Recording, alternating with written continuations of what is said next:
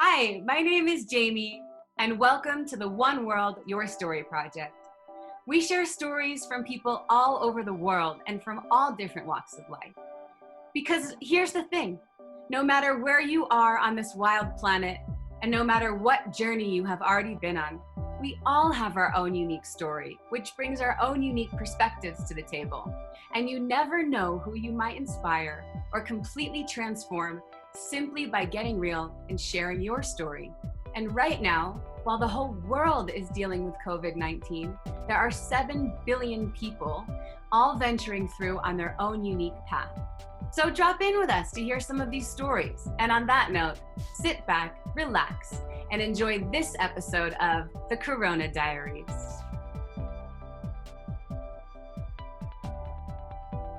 Okay, awesome.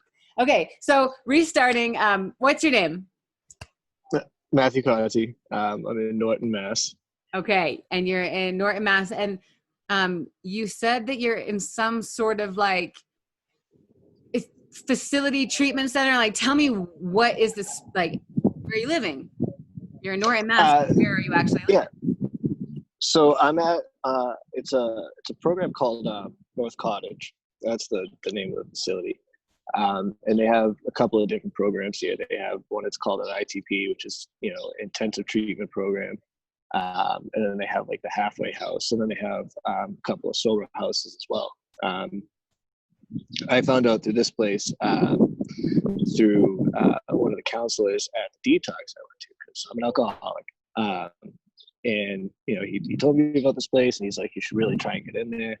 And I mean, it took a couple of months, but over time, I managed to get here. And so that's pretty cool. Okay. So I'm happy that you're there. It sounds like it was a space that you wanted to and maybe needed to be in. Yeah. How many people are there in this? Would you call it treatment facility, you said? Yeah. I mean, it's, more of like an upper scale treatment facility, I guess you could call it. I don't know. What last I heard, halfway house, sober house. I mean, it's pretty much all of the above. Okay, let's call it a sober house for the purposes of this conversation. Does that feel right? Does that resonate? Yeah, that works. Okay. So total people here, I'm not 100% sure. I've heard rumor that it's close to about 300. Okay. That's bigger than I thought you were going to say. I thought you were going to say like 20 to 50 or something. Okay, so almost 300 people. Do you have a roommate? How does that work? I do. I have 2 different roommates. Okay. 2 different roommates, boys, girls. How does that work? It's an all guys program. So. Okay. So 300 people are all men, more or less. Yeah. Plus like some people that work there. Okay. Interesting. And when did you get there? I got here on May 8th. Okay, so this is new. It's May 21st. Okay. Mm-hmm. And how old are you, by the way? I'm 29. I'll be 30 in a couple months. Okay, 29, feeling fine. Almost 30. I'm 32. And what do you do? Are you working right now at all? Or are you just kind of living there and being and working on you? Well, I mean, right now I'm just working on me. I'm an interior painter, and I also restore furniture and build furniture. So, I mean, as far as like work, I mean, it's not exactly, in high demand for people to like want other people in their houses. So I'm out of work in that aspect, but I own my own, small little company thing. So it wasn't really a big deal just to take time off and just kind of focus on myself and, get the help that I need. So.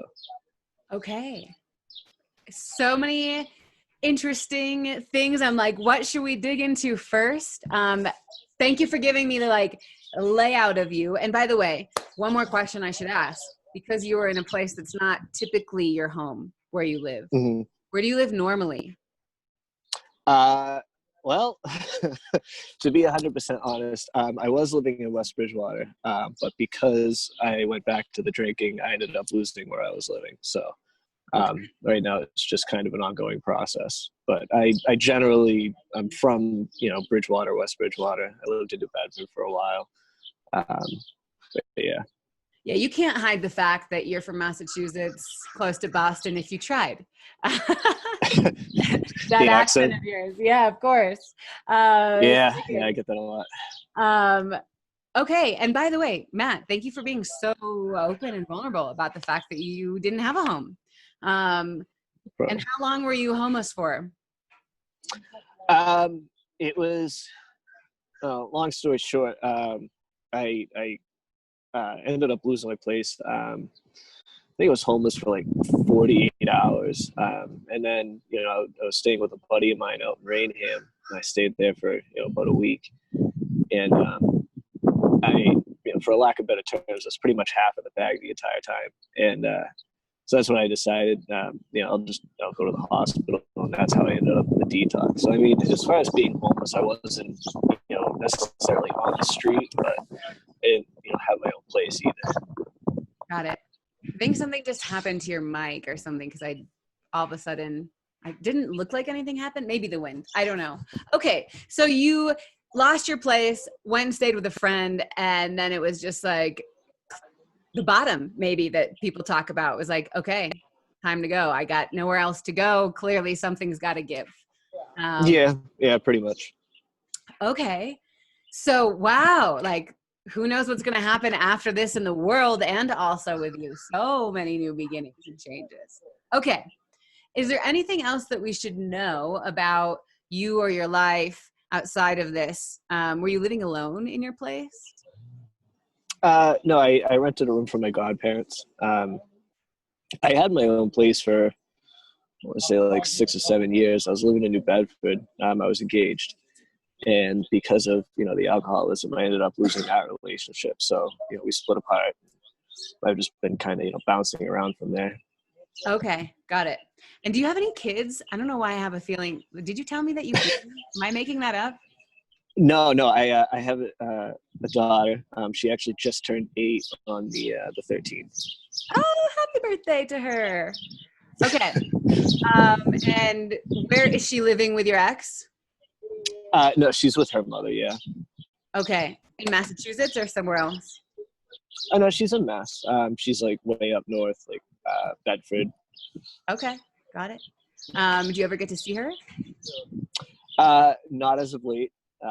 That's kind of a decision that her mother and I made, and we were like, until things kind of like even out, then just kind of keeping my kid in the dark about stuff. So yeah, I get it. And it's like, there's no rule book or guidebook on how to do these things, right? So make the decision that feels the best in your heart, and amazing.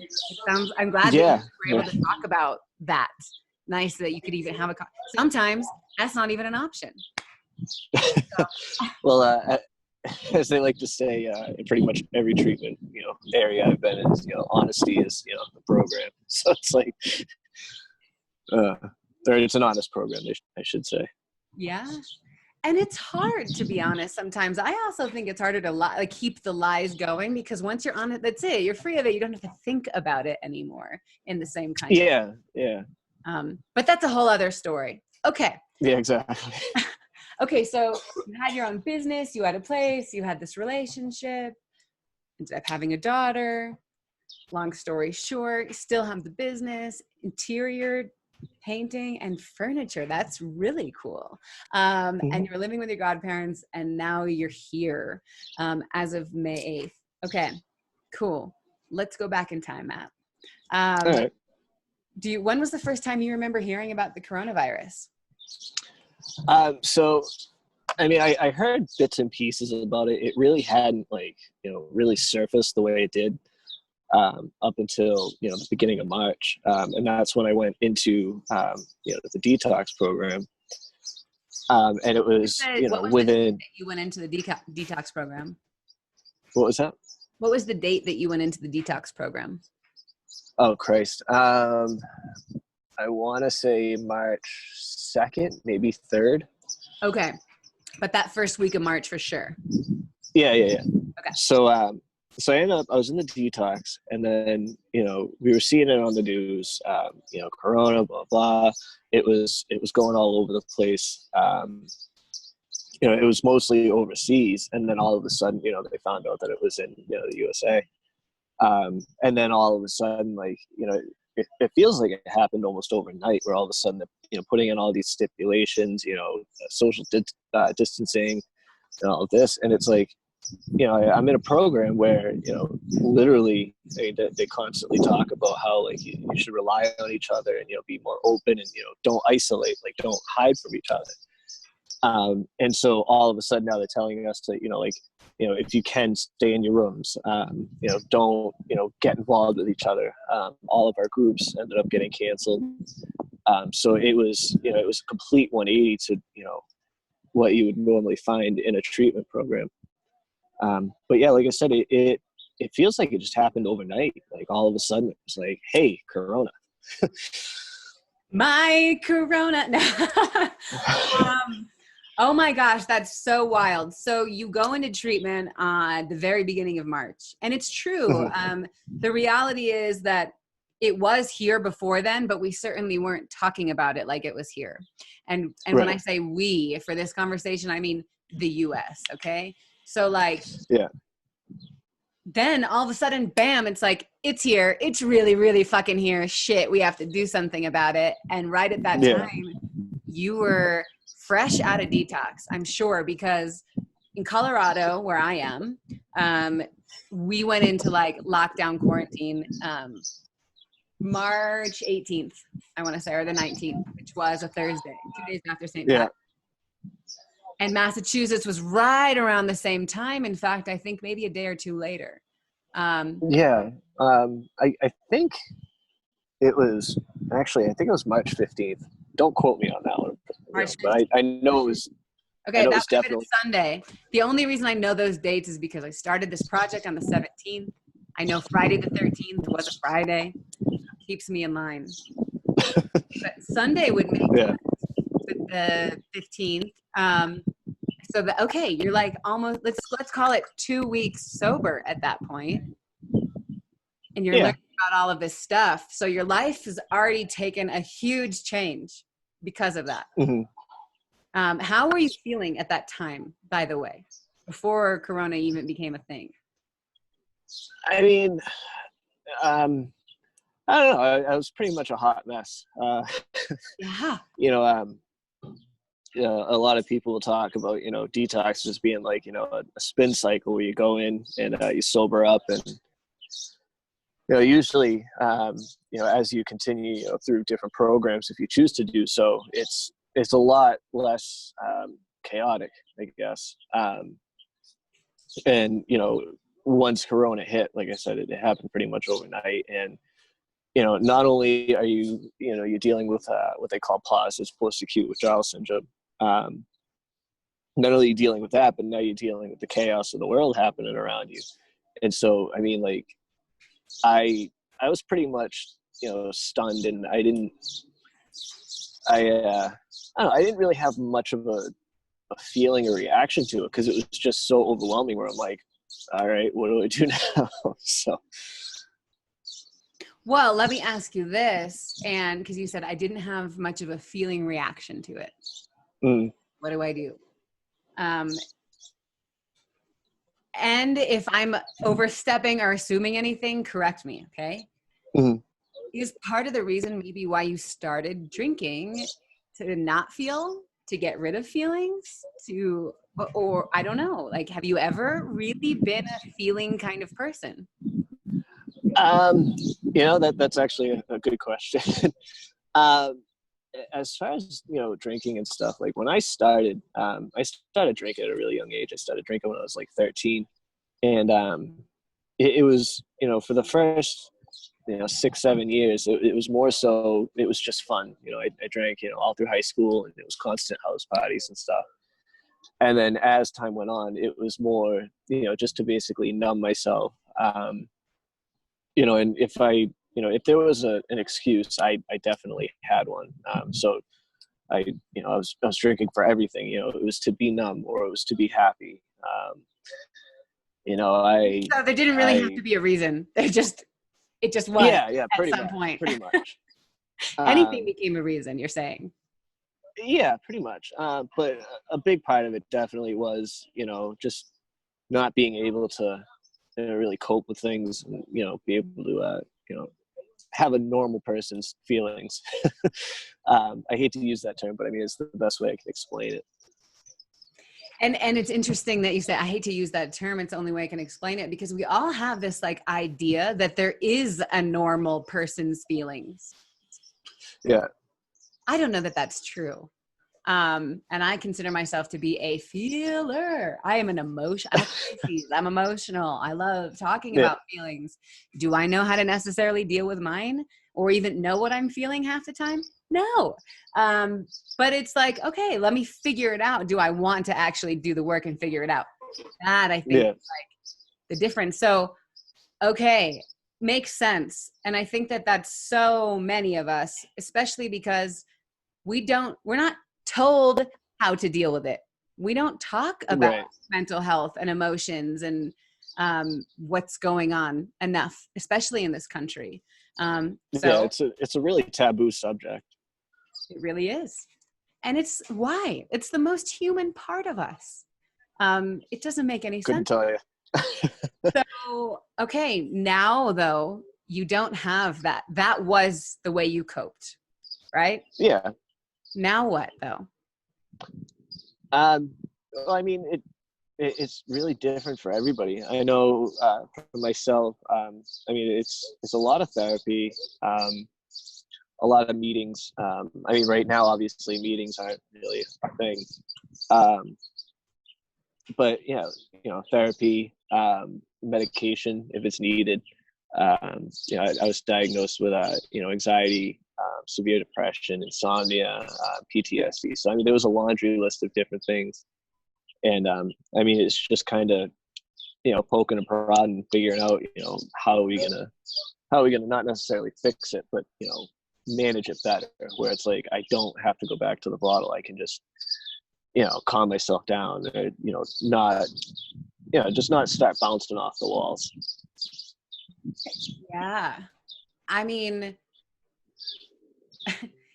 I'm only laughing because the things that you're describing, I feel like so many people are experiencing at heightened levels or in ways in which they never had before. All of a sudden are bouncing on, like not knowing how to deal.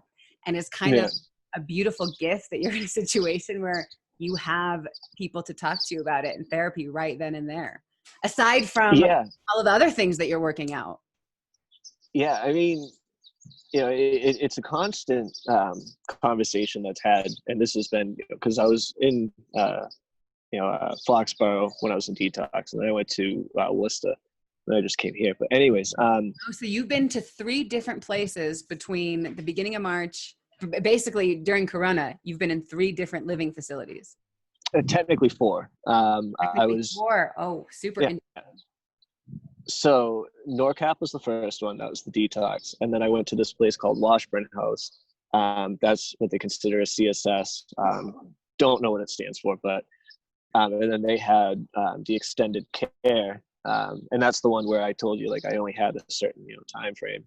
And then from there, I came here.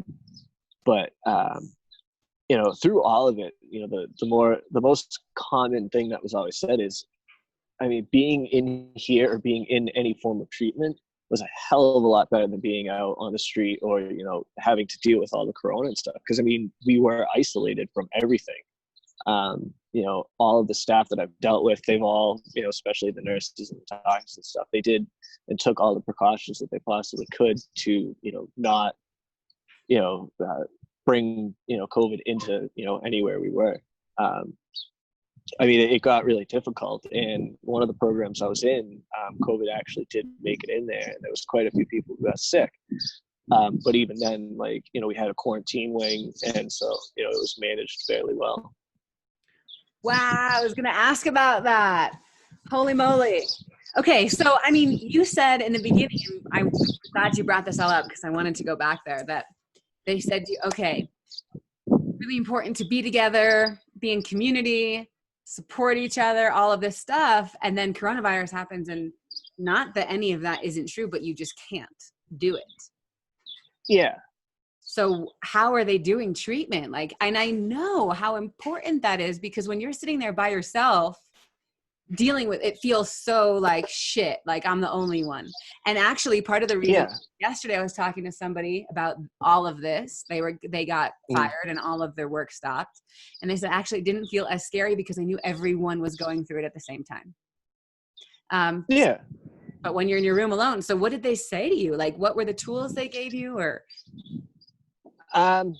well, there was still some groups, and what they were doing is they were doing, because before it would be like, 50, 60 people in a room, and it was just this huge group of people.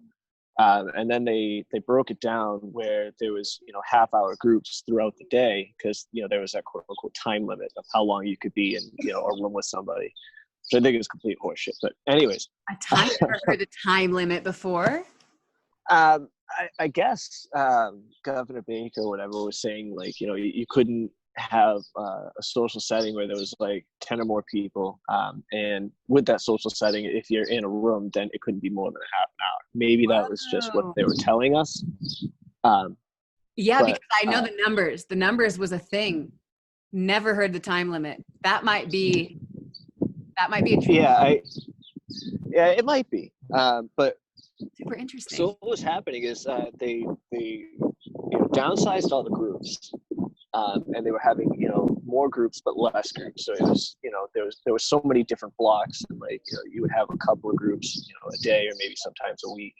I'm like, right now where I'm at, 1 week I'll have 2 groups a week, and then another week I'll have 1 group a week. But because they downsized it, in a weird way, it actually almost became more intimate, and a lot was was able to be discussed, instead of being in like this huge room and there's a shit ton of people, and it's like you can't really say anything. Whereas it was more, I mean, it almost seemed like it was one-on-one, but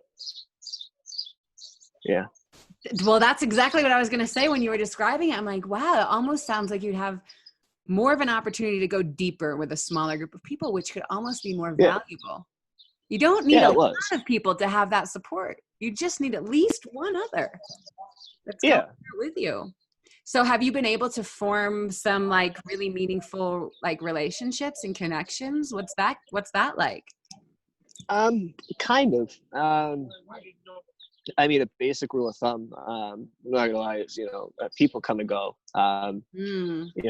Any treatment place, it's a revolving door. So like I said, that general rule of thumb is to not really get close with people, but it's inevitably going to happen. They tell you that, so, I mean, as like when you go there, or is that just kind of like an unspoken known thing? Yeah, it's one of those unwritten rule kind of things.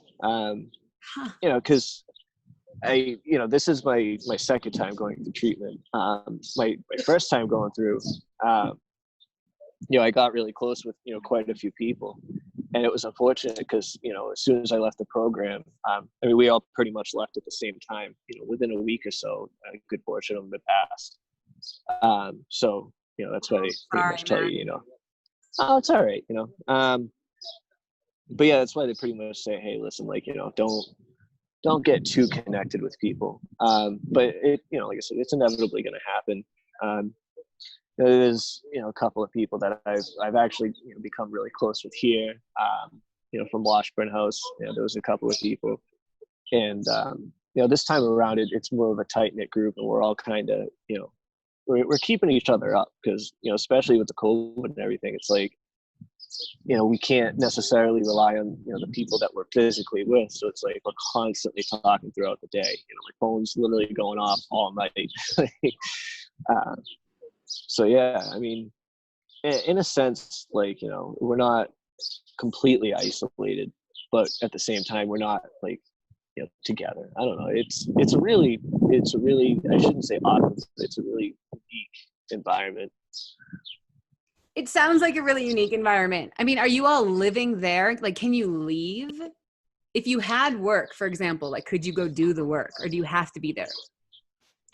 So for the first 2 months, I'm in, like I said, I was an ITP. And so for the first 2 months, they don't want you to leave. I mean, they literally say in the pamphlet that they give you, they say, listen, like, you know, you're here to get better, not to work. So, I mean, they strongly recommend that you don't, you know, work at all. And then after the 2 months, then you can, you know, start to work. I mean, if you absolutely have to work, then, I mean, yeah, you can. But it's really up to, you and your counselor and, you know, the counselor's discretion. Got it. Okay. But yeah, I mean, as far as like leaving and stuff, you know, I've only been here, you know, for about a week now. So I can leave with somebody else who's been here for more than 30 days. But I can't personally leave like by myself. But yeah, I can, you know, go shopping and stuff. Like I was at Walmart the other day. You know, there's a CVS down the street that I've gone to a couple of times. But I mean, for the most part, I choose to stay here. I mean, it's so much more, you know, convenient. I mean, I have everything I need here. I don't really necessarily need to leave. And it's kind of funny, you know, going to Walmart and stuff. I'm not used to the whole, you know, social distancing and everything. Like I've been literally cooped up and isolated in this little ball. And so just going to Walmart, you know, people are yelling at me because I'm going up and down the aisles, like wrong directions and stuff. And sorry, this bug. Just going up and down the aisles in wrong directions and getting yelled at. I'm like, I don't know what I'm doing wrong. And then, you know, I ended up talking to my dad about it. He's like, you're an idiot. He's like, just stay where you are. So. Why'd you go to Walmart? Because the beds here absolutely suck. So I just went for one of those mattress topper things. I mean, I could have ordered one on Amazon, but and at the same time, I also I really wanted to just get out and kind of venture out, because it was my first time really going anywhere since the beginning of March. Like I wasn't, all it's been is just, whoever's in the program with you. For sure. Was going out all that you thought it was going to be? No, I haven't gone out since then. It's fucking weird. Like I said, yeah, it really is. I was looking and stuff, and even just pulling up to Walmart, like I'm in the back of the Uber, I pull up and I see the line out front, and everybody's so far apart from each other. I'm like, what the frick? Like this, it literally looks like, what's that movie, like 28 Days Later, or that movie Outbreak, where everybody's so far, and they're all masks and everything. It was so surreal and just mind blowing. Like I had been hearing about it, through the news, and then through the staff and stuff, different counselors that have been coming and going. I mean, you hear about it, but to actually experience it after hearing about all this, it was just, like I said, it was surreal. And I after going out, I'm like, no, I'd rather stick around and just kind of hang out. It's so weird because things are starting to reopen in Colorado. Yeah. And it feels really weird going out. And it's like, I don't want to be here, but it's also weird to go out. I don't know what to do. And I feel like I have not been in a treatment facility, so I don't know. I'm assuming here, but my hunch would be like after 2 or 3 months, okay, I want to go back home, Yeah. But I don't know. Is that the case right now? Like if you had a place to go to, for sure, would you want to leave? Does it feel like a safe bubble? I mean, what a mind fuck. Yeah, it really is. I mean, as far as that's concerned, even if you took COVID completely out of the mix and it was just, normal life, nothing had ever happened. I still, I mean, I could definitely say that I would rather stay here. And that's just, a personal preference and thing. Cause I did the whole spin dry thing before and it didn't work. It didn't stick. So, this time around, I want to try and get as much as I can out of it. Good for you. That's awesome. Thanks. Yeah, they have in-house doctors and stuff, and psychiatrists and therapists. I mean, they have everything I need literally right here. The only thing that they don't have is an in-ground pool. but I'm getting the help that I need, and if I need like medications adjusted or something like that, like I'm not by myself. Um, if I need to talk to somebody or see somebody about certain medications, or just if I'm having a bad day, it's like I can walk right down the hall. I don't need to make an appointment for anything. So I mean, like I said, without COVID, I would probably stay here most likely. With COVID, definitely would stay here. I mean, I've talked to a couple of people who have gone home, and they're doing their own thing. They're doing IOPs, which is intensive outpatient, and so that's like an hour or two each day. And before it was you're going to the facility, but now it's all Zoom meetings and stuff like that. They're like a good portion of them wish that they had stayed in treatment, because it's not the same. It's not that intimate thing that you're looking for, especially when it comes to sobriety and stuff. Because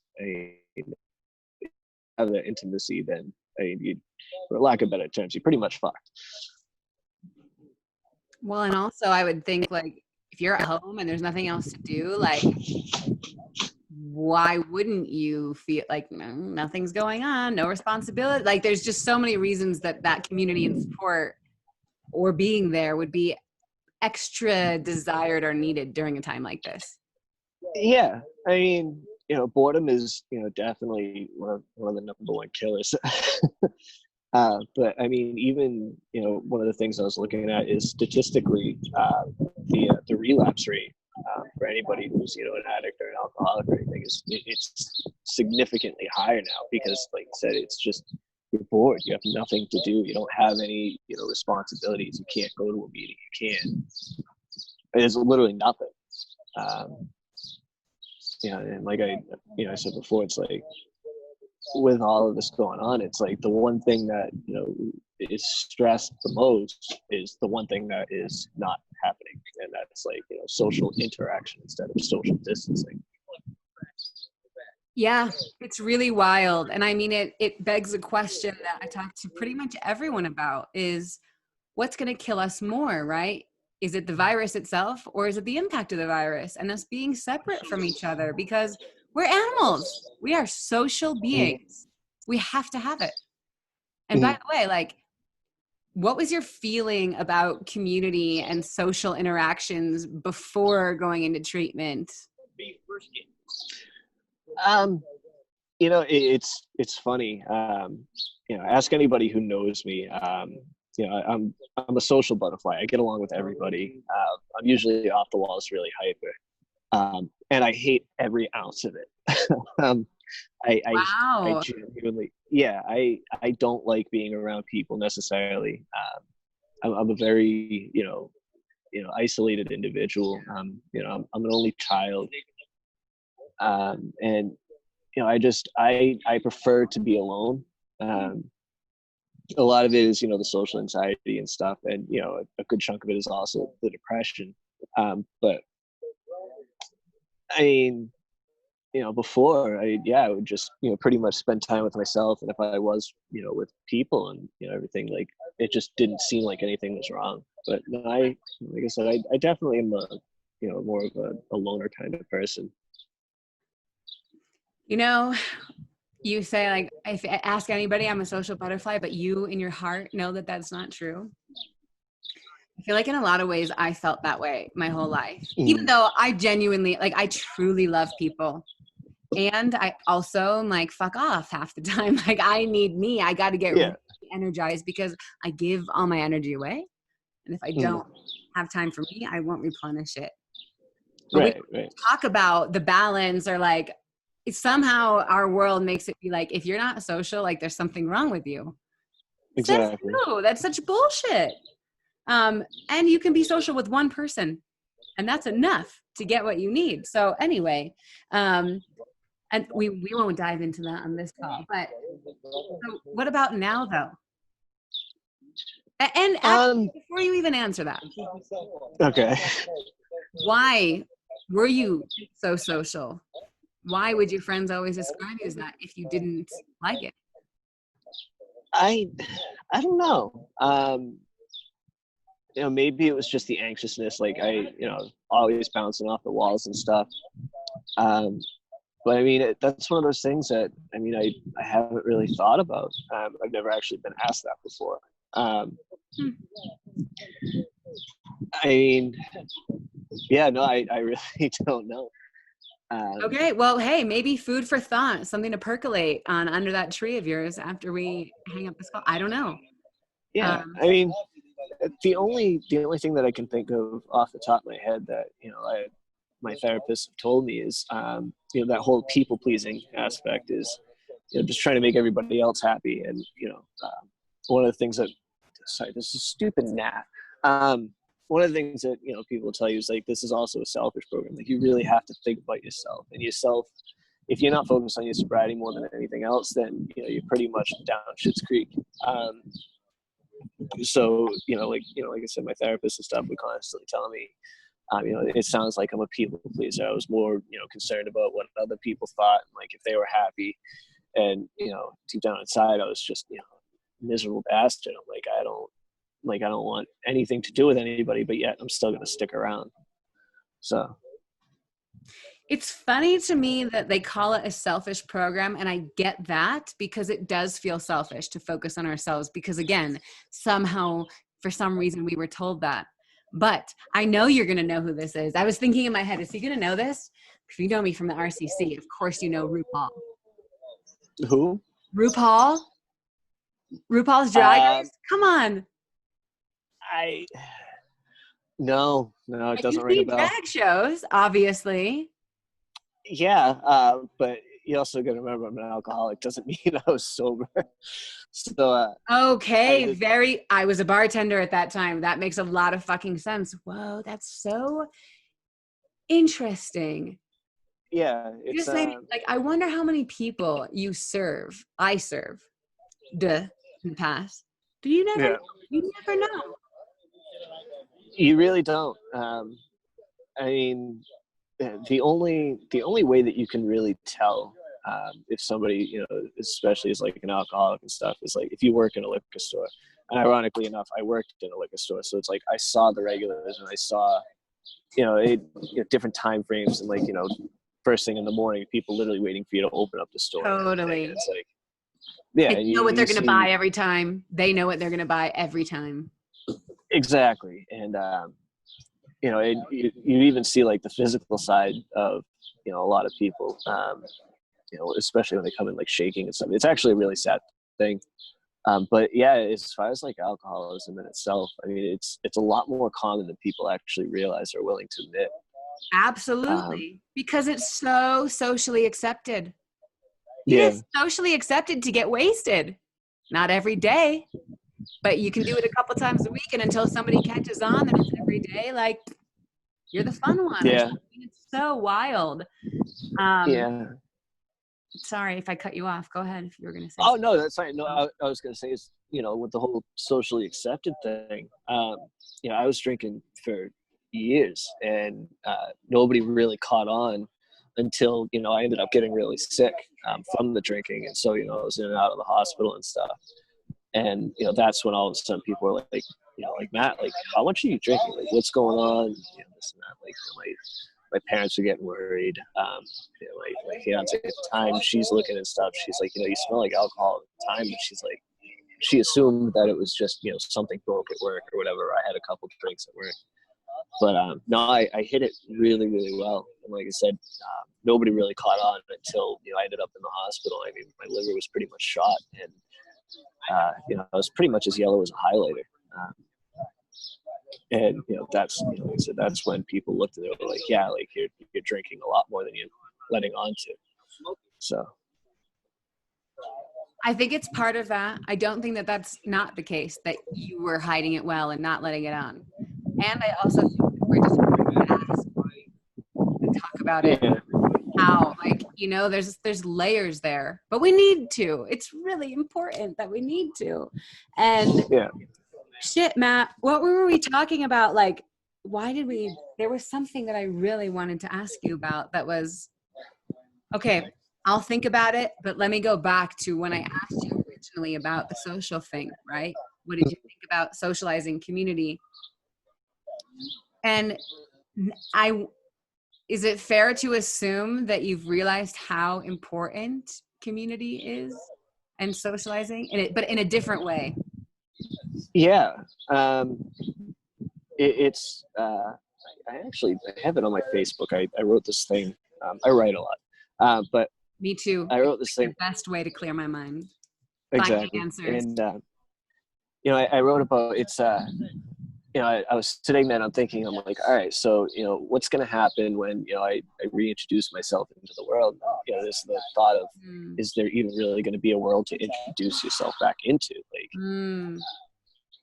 So I mean, it's all up in the air right now. I definitely think that with all of this, people are definitely realizing more so the importance of just being together and being able to just be around each other, communicate, so on and so forth. And I think that's one of those things where it's like you don't really know what you have until it's gone, kind of thing. So sure. Okay, so you don't know what you have until it's gone. I mean, what do you think about the fact, it's such an interesting perspective that you're coming from, because you're in a place, like you said when you messaged me, and you mentioned it a couple of times, where community is so important to the healing and the work that you're doing. Yeah. Told you need it, yet the whole world is telling us we can't have it right now. Mm-hmm. What do you think the impact of that is? And do you think that that's the right thing? Should we be so, I mean, you're in a community of 300 people, somehow you all are making it work, and not everyone's dying. What are we doing here, Matt? And how important is it that we actually do communicate and have community? I think it's one of those things, and it's just by watching other people and stuff. It's one of those where we've learned to adapt with it, and even with the whole social distancing and everything, it's like we figured out almost like a loopholes around everything. Another thing that they talk about is addicts and alcoholics, like we're absolute geniuses, because I mean we can figure out how to manipulate, pretty much get whatever we want. So it's like, even with all of this happening, it's the truth. I hate to say it, but it really is. Even with all this happening, we're still, I mean, a good portion. I can't actually show you because I'm not technically allowed to, but I'm there's literally a group of 20 guys right in front of me, all sitting on the patio just hanging out. It's like I said, we just find that loophole. I mean, is that a loophole, or is that okay at the community? I think it's one of those where we kind of made it okay. I mean, there's still a private home, if you will. You can kind of make your own rules on that land, maybe. Yeah, but it still is a state-funded program. That adds an interesting layer to it, doesn't it? Yeah, so a good portion of it is insurance-based, and then if you have an income, you're supposed to contribute to the house and stuff. But it's I'm trying to remember what the program's called. It's run by the state. It might even be a national thing, but it's like the Bureau of Substance Education or something like that, where they fund these programs. And so like I say, it's a state thing. So as far as the whole social distancing and everything, it's a little bit more strict. But like I said, I mean, we've pretty much just kind of done whatever. It's like some of us don't even care. It's like, we're not going to risk our sobriety, at the expense of just, quote unquote social distancing. It's like there's it almost seems like it's pointless. Wow, gosh, that's so crazy what you just said. You're not going to risk your sobriety, because in a way that is risking literally your life, maybe in a more not more serious, but a more like, yeah, seemingly like now kind of serious way, because if somebody goes and relapses right now, you die immediately on the first time you use. But you don't know whether or not you're going to get coronavirus, but you kind of know if you go back to using, your life is fucked, just like it would be if you got corona. So yeah, which is more important, your sobriety or the coronavirus? Your sobriety, I would say. Yeah. And, like I was saying before, like if you don't have your sobriety, if you're not taking care of yourself, then you're pretty much as good as dead. And so, I mean, the best way I can look at it right now is, I can get, COVID right now, but at least I'm sober and I can actually deal with it in a more, I guess, mature way. Whereas if I was, half in the bag, then I'd probably just drink myself stupid and, come up with like all of these different, extremes, possibilities and stuff. Like I would just. And spread it probably too. If you have. Yeah. I don't know. We don't know, right? We're making shit up. But like, I think that, yeah, it's such an interesting point. Think about like all the other people that are dealing with it now. I'm like, God, I hope that they get to be in a place where that is able to be the priority too, because it totally should be for so many reasons. And now I remember what I was going to say before, because you just said it. It's like, you got to focus on you. Like RuPaul, okay, is the mother of all drag queens, and says, if you can't love yourself, how in the hell are you going to love somebody else? And it's true. Is it that the bald person? Yes, very tall. Yeah. Okay. Beautiful. Yeah. Now I know him. About. So like, but it's true, because if we aren't fully like good ourselves, you cannot fully show up for someone else. Just like you couldn't really for your friends or your family when you were a mess inside. Yeah. So it's not selfish, actually. It's one of the most selfless things we can do is be good with ourselves and take care of ourselves. And that is something that, is, kind of stressed. But it's still also, it's a really, taboo concept. I couldn't tell you why. I don't know the reasons behind it, but I mean, I could grab, 20 people at random, and every single one of them probably look and be like, listen, like, yeah, we don't care about ourselves. And so it's like, well, you have to work on that. As a world, we have to work on that. As a whole, it's a thing. And by the way, it's the same voice inside our heads that tells us we're a piece of shit that also tells us that we are fucking fabulous and fierce. We just get to choose which ones we listen to, but that like negative one can be so much louder. And if we don't learn that, oh, you can meditate, or you learn that, hey, wait, that's not me, I'm the one listening to it, then you just go on believing that that's true. So yeah, of course, walk around telling ourselves how terrible we are all the time. And by the way, everybody's doing it. We're all our own biggest critics. We just don't talk about it. But it could change. This is why we're doing this project, Matt. By the way, how many days have you been sober now? We got to talk about that. Oh God.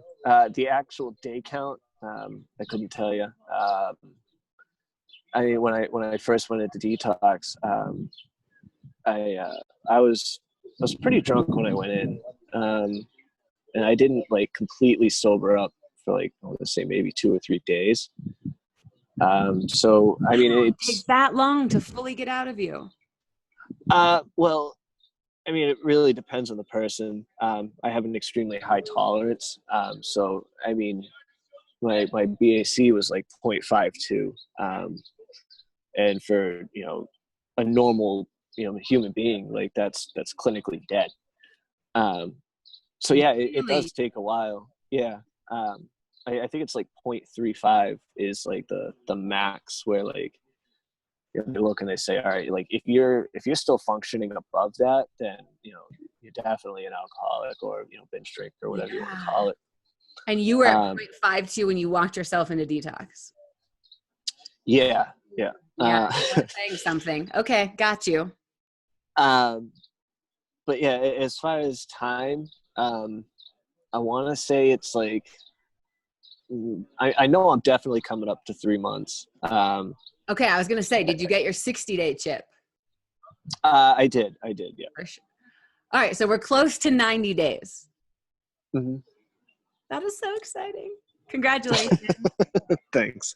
It's something to be really proud of, truly. Yeah. And okay, I don't know if you'll have an answer to this, but I'm so curious to know what your perspective is. And by the way, I want to be really mindful of the time.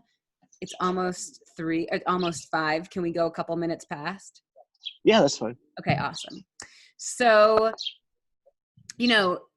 in some states, it was never even a thing. Like liquor stores were always going to stay open. But in Colorado, okay, in Denver, when they first announced this lockdown, they said that medical dispensaries were going to stay open, the recreational ones were closed, and the liquor stores were closed, will be closed, right? So everybody and their mother went to the liquor stores and the dispensaries, liquor stores, right? Lines. I'm like, okay, just to say 24 hours later that actually that wasn't the case and that they were going to be open the whole time because they were essential. Essential because if alcoholic does not have access to a liquor store and you cannot go to detox because you're told not to go to these hospitals, right? Or some people wouldn't even go on their own. Then that's a health crisis because you can die if you don't have proper treatment for detox. So that was the alcohol argument for keeping the liquor stores open. And I'm so curious to know what your thoughts or opinions are on that. It's pretty much like you said. So the withdrawal and the detox process from alcohol and benzos, it will literally kill you. You start seizing out. Some people have delirium tremors or DTs. I mean, I've had more seizures than I can even count at this point because of the drinking. I actually developed a seizure disorder. But if they did close liquor stores and make it so they're not essential, then yeah, I mean, funeral homes would be making a killing. No pun intended. Like it's really scary. Like how it's so socially accepted to drink and stuff, and you don't realize. I mean, even some people don't even realize like themselves, like they're so enveloped into their world when it comes to drinking and stuff, where it just becomes normal. I mean, for years, my normal was waking up and just grabbing a pint or whatever that was right next to me and just start drinking. It was just to get rid of the shakes, and then head to work, and on the way to work hit the packy and pick up a couple bottles. And so once it's taken away, then it would literally be mass hysteria. So I mean, it's a double-edged sword. As far as the packies and stuff staying open, I'd say it was a good thing. Good thing now, maybe not a good thing 20 years ago. Like maybe we should have done something about it. I don't know. It's like, but it makes you think like, holy shit, like a liquor store should not be an essential thing, in my opinion, but it has to be right now because of the way our world works. Because of literally everything that's going on. Or not everything that's going on, but yeah, how the world works and stuff. I mean, look at Prohibition. The Prohibition hit. I mean, yeah, a good portion of it was just, they feel like their rights being taken away, but at the same time, people were getting sick. I mean, if you look at, oh my God, like that's so interesting. You never talk about alcoholism and detox when you think about Prohibition. But of course that was a part of, wow. Of course, it's been around in the history of alcoholism. Yeah, and when alcoholism like first like was starting to be understood, I mean that was when like Bill and Bob or whatever, the two guys that started AA. It's back in like the 1920s. So like Prohibition was like a huge part of it. I didn't realize it was that long ago. Of course, that was right around the time.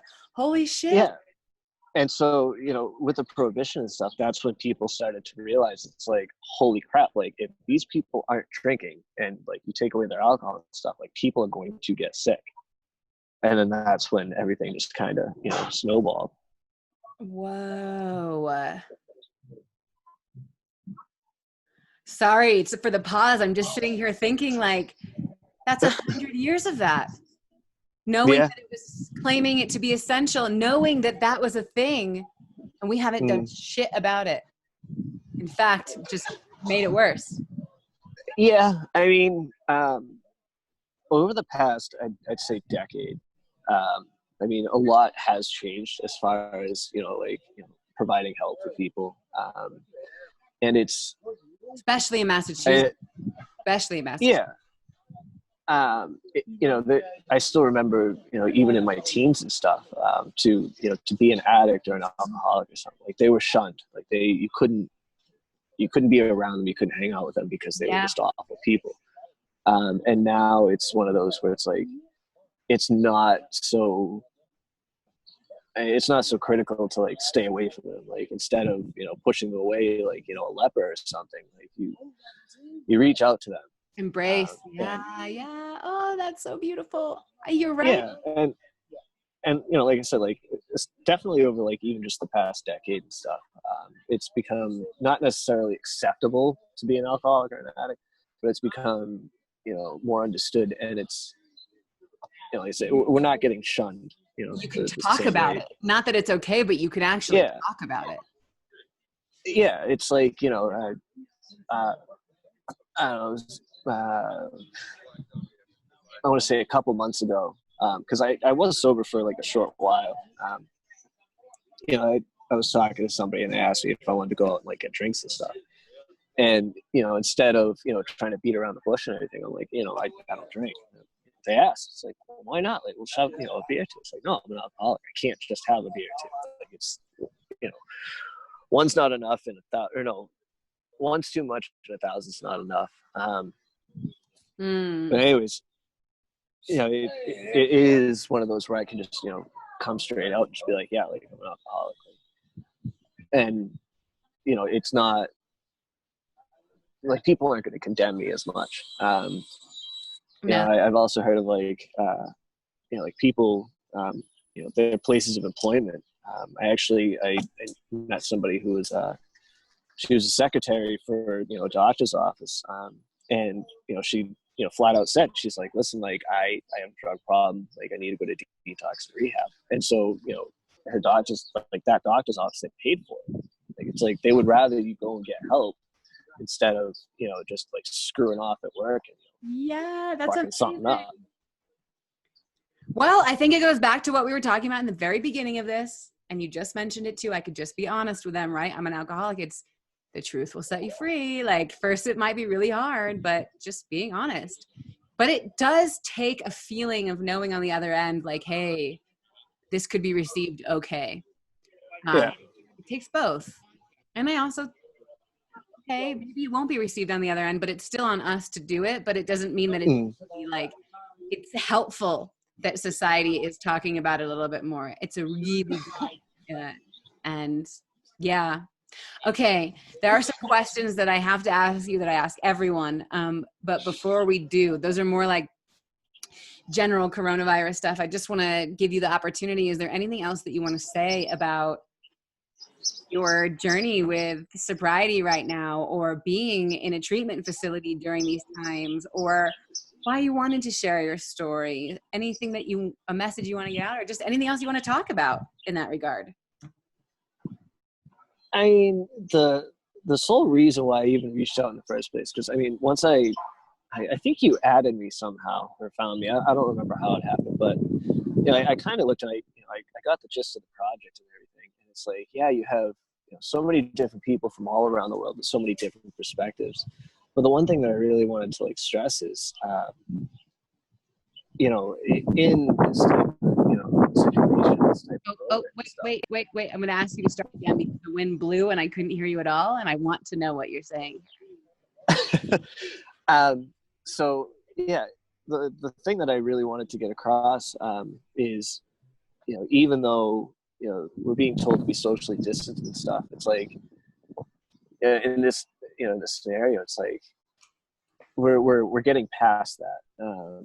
And I don't know, it's surreal. like I said before, just to be told, hey, like, listen, you can't be around people, you can't do anything unless you're doing the whole, Zoom meetings or anything online. And it's just because all this is happening is you don't necessarily have to give up on sobriety. Like, you don't have to walk away from it. It just, it's really sad, honestly. Like, I mean, just in the past month, I've seen quite a few people who have like left the program and stuff, and a week later, they're gone. And it's because they're becoming overwhelmed, like, with all this COVID and crap, and like, so like it doesn't have to happen. Like, even though everything seems so far away and so far apart, like, I mean, we're still together. And just reach out. Thank you for being brave enough to share your own story so that somebody else can know that. It's so important. Thank you. Yeah. Okay. As of today, May 21st, is that what it is? Is that right? Can't see it now. Yep. Okay. May 21st, 2020. Matt, do you know anyone that's been diagnosed positive with COVID-19? Yeah, my father. Okay, did not expect you to say that. You mentioned that once this whole time. Your father, how old is he? Yeah. Oh crap. He's born at 61, so he's pushing like 60 years old. I think he's 59. Yeah, that makes sense because my parents are 58 and they're 62. So yeah, 59. Right on the brink of like being in the high risk group. So is he okay? Tell me. Yeah. It's funny because I, like, when I was in Washburn House and COVID had first got there, I didn't know what was going to happen. I didn't know, like, if it was going to get out or anything, like, as far as the news and stuff. So I called my dad. I said, hey, listen, like, I don't know if somebody's going to call you. I don't know exactly what to expect, but, I'm just letting you know that, there's been, quite a few confirmed cases of COVID here. Everybody's quarantined and stuff. And one of the crazy things about that, real quick, is, they had done testing on, I think it was like 16 different people or something like that. And then those people were still, in quote unquote society, I guess you could say. They were still, like, amongst, everybody else. Those people tested positive. So they did testing on everybody else, that was in, close contact with them. Like, I'm surprised I didn't get it because, I mean, one of my good friends, he had it, he tested positive, but he didn't even show any symptoms. So anyways, I called my dad and I was like, listen, like, I don't know what's going to happen. But, this is what's going on. And he's like, oh yeah, I already had it. And I'm like, what? And he's like, yeah, I had it. And he's like, I was sick for about, a week and a half. But I got better. And I actually got really mad at him. Like, why the hell didn't you tell me? Like, what's going on? I'm like, I know we have, our differences and stuff, but like, Jesus. And his thing is, he didn't want me freaking out because I definitely, if I had known that he was sick, I would have left and I would have gone and tried to help him. But I mean, in reality, it would have just bit me in the ass. So, I mean, essentially, he was looking out for me, and he bounced back. He was fine. My mother never got it, but yeah. Whoa. Okay. Actually, as soon as you started talking about why your dad didn't tell you, like, it makes complete sense. And thank God he didn't. You're both in a better place now. So yeah. But your mom and him were living together, and she was taking care of him, I imagine. Yeah.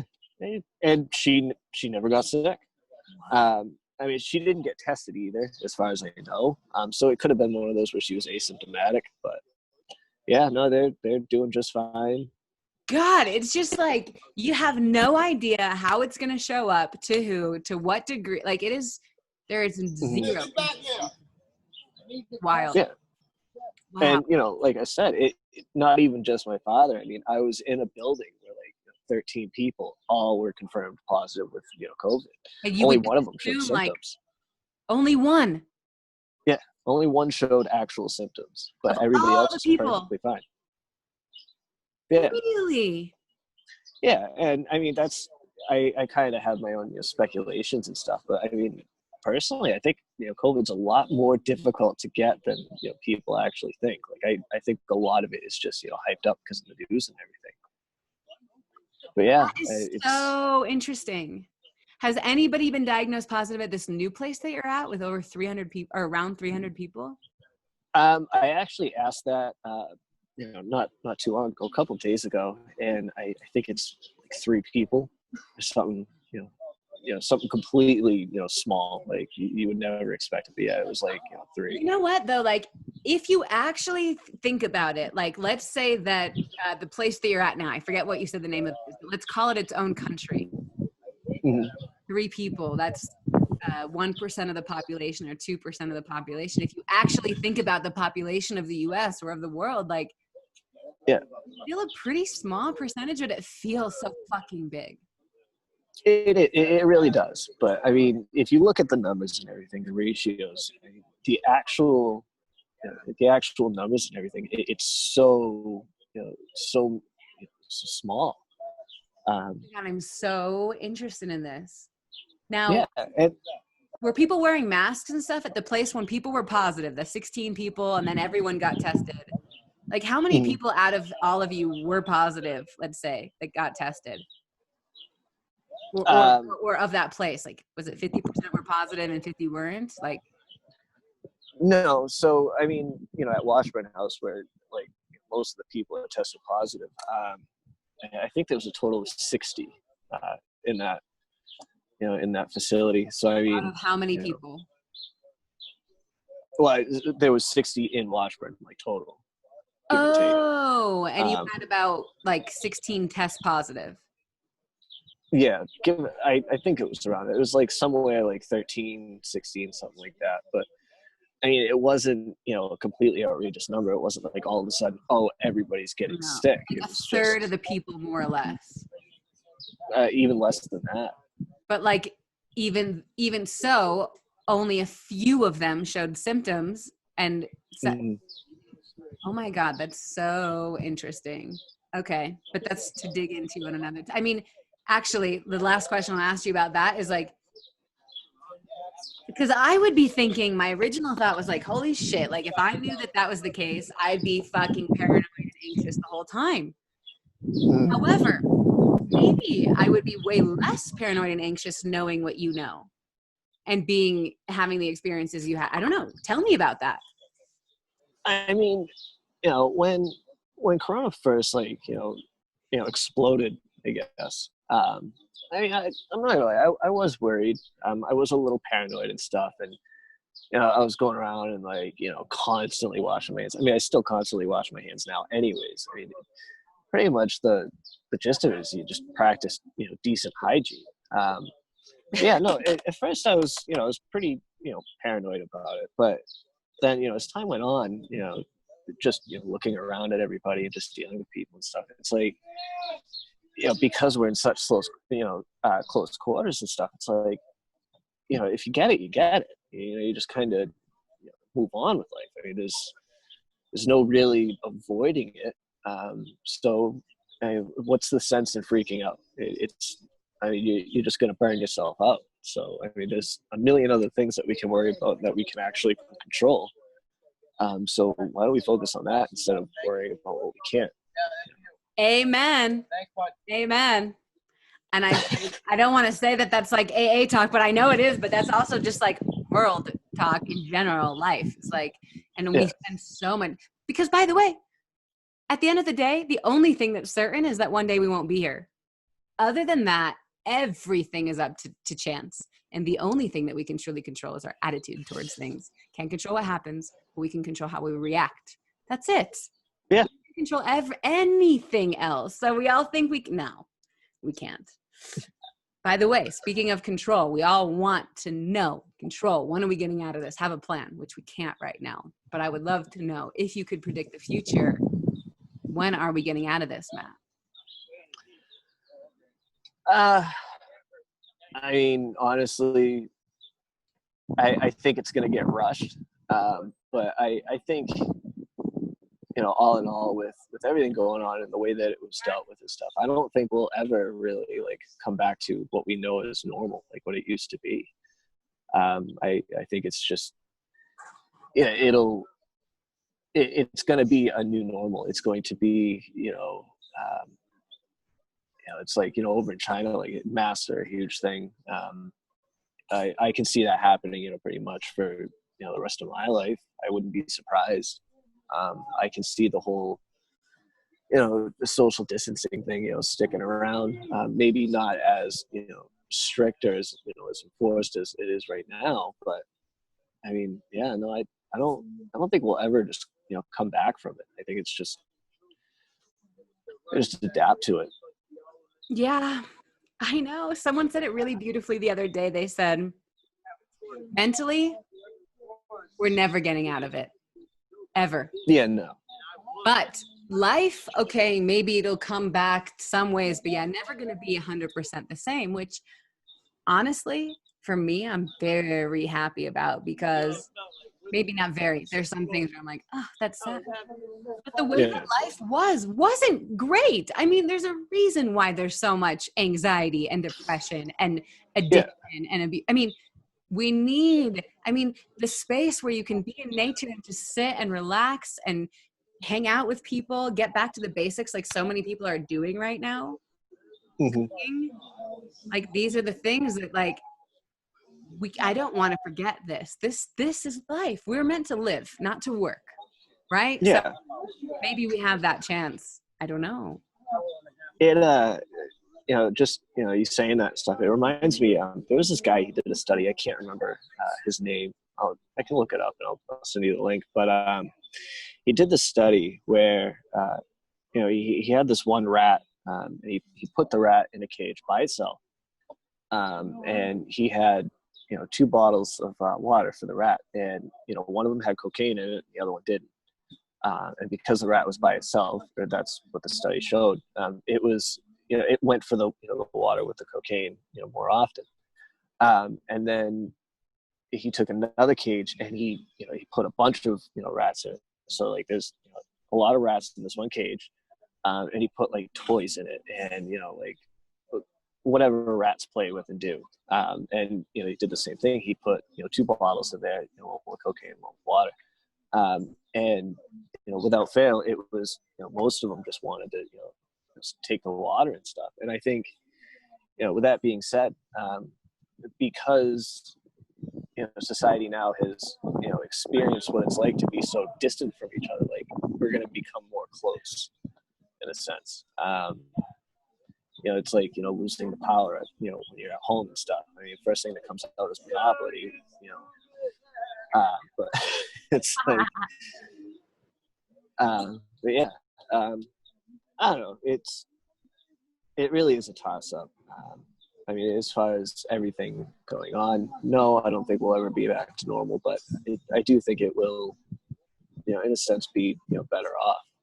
Like There's a clearing for the world, just like, by the way, there's a clearing for your life. I mean, I honestly am like so excited for you, because you get to come out new and fresh, and so is the world at the same time. You don't have to go back to what you did before, which is kind of really fucking cool, I think, because it's almost scary going back to what it was, because you don't want to. You're new, almost fresh. Yeah.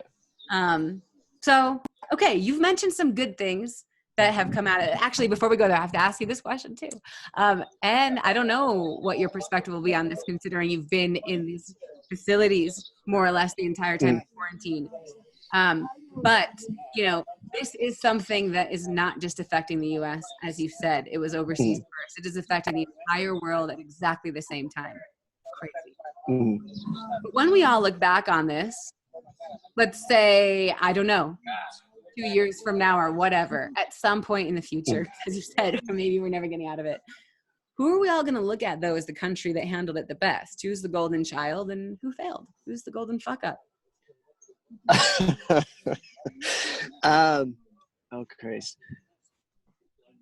I don't know. That's another good question. As far as the quote unquote golden child, I think China definitely handled it the best. They jumped right on top of it. I think, out of all the countries, honestly, I think we did the worst. Because even if you look at the numbers and you look at the infected ratio, the death ratio, and all that fun stuff, yes, it is so minuscule, but the way that we handled it, it was like, oh, like it is what it is kind of thing. Like we didn't, it wasn't, you know, so important to like actually like pay attention to. And then, you know, once it, you know, all of a sudden now people are dropping dead left and right. It's like, oh, hey, now we'll do something about it. Whereas, you know, pretty much every country I've heard of, once they started seeing like all these infected people, it was like, all right, let's jump on this and try and, you know, stop it from spreading. I mean, Italy was one of the first countries that, you know, closed up their borders. I don't really remember what China did, but I know China, I think they pretty much stopped like the spread a couple weeks ago. That's another thing I'll have to look up. But yeah, I mean, pretty much everybody else, their infected numbers are, you know, not necessarily going down, but, you know, kind of an even keel. We still have people over here just still getting infected. It's hands down. I've only had one out of all the interviews I've done, and I've done at least one interview a day since March 17th. You're almost at day 90. Okay, think about that.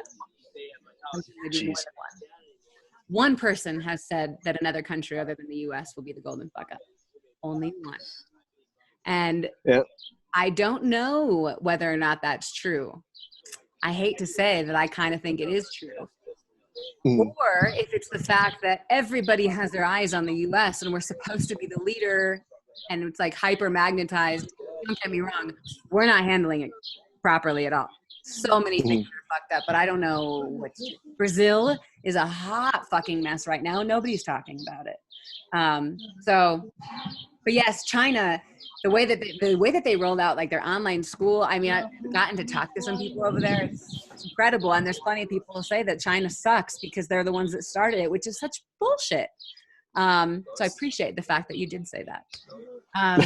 So, okay, here's my last question for you. And it's my favorite one of all. So you said, I think people are actually going to get closer from this. I think it is an unfortunate truth that in absolute darkness, that's when the light shines the brightest. It is an absolute tragedy that the human spirit shines because we have to figure it out. Otherwise, we just crumble. And for that reason, there's been really beautiful things that are already coming out of this and that will continue to come out of this. So I'd love to know from your perspective, Matt, what good, positive things are you already seeing come out of this from friends, family, local communities, the planet, industries, and what good do you think will come out of it? As far as good, I mean, I can only speak for myself on this one. I know that every day, I mean, there's an epiphany to be had. You know, just in the sole fact of like, you know, because we're told to, you know, distance ourselves, like now we're becoming closer and stuff. And, you know, I've learned a lot more about myself than, you know, I would ever think about before. It's like, and I have all of the time in the world right now, just sit there and focus on myself. And so, I mean, that right there is, you know, probably been the biggest thing for me at least. As far as everybody else, I mean, yeah, it probably would be the same. It's, you know, a matter of reflection and just, you know, instead of, you know, worrying about, you know, how we're just going to be that week and stuff and everything. It's like, you know, there's more, you know, family interaction. So yeah, I would say reflection would be, you know, the best thing that's come out of this. And if reflection is the only thing that comes out of this, it will be amazing. If everybody takes time to really reflect. Yeah. And then, of course, like, do something with the reflection. Oh, yeah. But you can't unlearn the things that you know. You can forget about them every once in a while, but you never unlearn them. So, and that would be huge.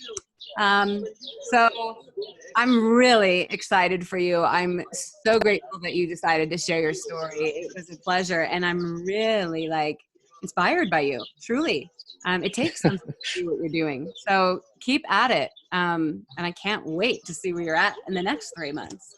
So is there anything else that you would like to say or share on the record? Off the top of my head, no, I got nothing. Yeah, pretty much that's it. So Cool. Awesome. I'm going to stop the recording then. Thank you so much for listening to this episode of the One World, Your Story podcast. If you enjoyed hearing this story and you wish to hear more, make sure you subscribe to us on iTunes and YouTube, and of course, follow us on Instagram at One World, Your Story. From all of us here at the One World, Your Story podcast, we are sending you so much joy and love. Have a wonderful rest of your day.